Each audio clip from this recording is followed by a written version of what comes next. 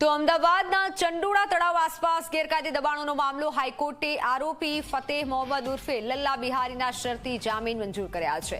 શહેરના DCB police સ્ટેશનમાં નોંધાયેલા ગુનામાં આરોપીને જામીન મળ્યા છે। આરોપીએ સરકારની જમીન પર ગેરકાયદે બાંધકામ કરી રહેણાંક તથા વેપારી પ્રોપર્ટી ઊભી કરી હોવાનો આરોપ છે। આ બે મિલકતોને ભાડે આપી ભાડું વસૂલ્યું હોવાનો પણ આરોપ છે।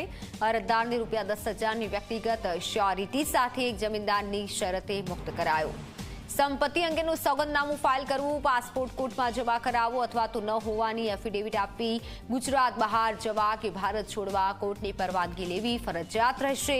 કોર્ટે સ્પષ્ટ કર્યું છે કે જો આ શરતનો ભંગ થશે તો ટ્રાયલ કોર્ટને વોરંટ કાઢવાની કે કાયદેસર પગલાં લેવાની સંપૂર્ણ છૂટ રહેશે। ફોનલાઈન પર સંવાદદાતા દર્શલ જોડાઈ ચૂક્યા છે। દર્શલ, સરકારની જમીન પર જે પણ લોકોએ આવી રીતે બાંધકામ કર્યું છે તે પર હાલ મોટી કાર્યવાહી થઈ રહી છે, બધું જાણકારી ખાસ કરી ચંડોળા તળાવની વાત કરવામાં આવે।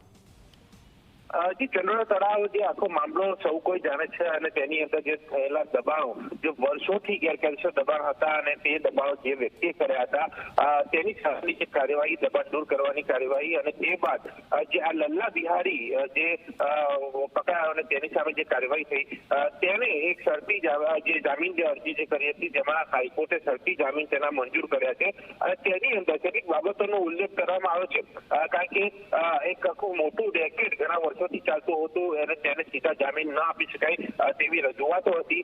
તેને ધ્યાને રાખીને અને અન્ય દલીલોને ધ્યાને રાખીને શરતી જામીન જે છે તે આપવામાં આવે છે, જેમાં ઉલ્લેખ કરવામાં આવે છે કે દર મહિને એકવાર પોલીસ સ્ટેશનમાં તેને હાજરી જે છે તે 6 મહિના સુધી પુરાવાની રહેશે।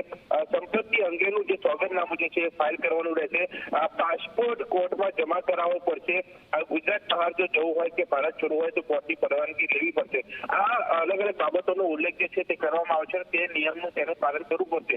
જો તેનું ઉલ્લંઘન થશે, શરતી જામીનનું ઉલ્લંઘન થશે તો તેની સામે ફરી એકવાર કાર્યવાહી થઈ શકે છે કે ફરી એકવાર તેની જેલ હવાલે કરીને આગળની પ્રોસેસ જે છે તે થઈ શકે છે। પણ હાલ એ લલ્લા બિહારીને એક રાહત જે છે તે મળી છે, પરંતુ તેને આ શરતી જામીન જે છે તેનું પાલન સીધી રીતે કરવું પડશે અને પોલીસની પણ નજર તેના ઉપર સીધી રીતે રહેશે કે આખરે તે શું કરી રહ્યો છે અને તેની સાથે સાથે અન્ય કોઈ બીજું કોઈ મળેલું છે કે કેમ, કે પછી તેની જે સંપર્ક અન્ય વ્યક્તિઓ સાથે કેવા પ્રકારનો રહેશે તે પણ પોલીસ અહીંયા માહિતી મેળવતી રહેશે।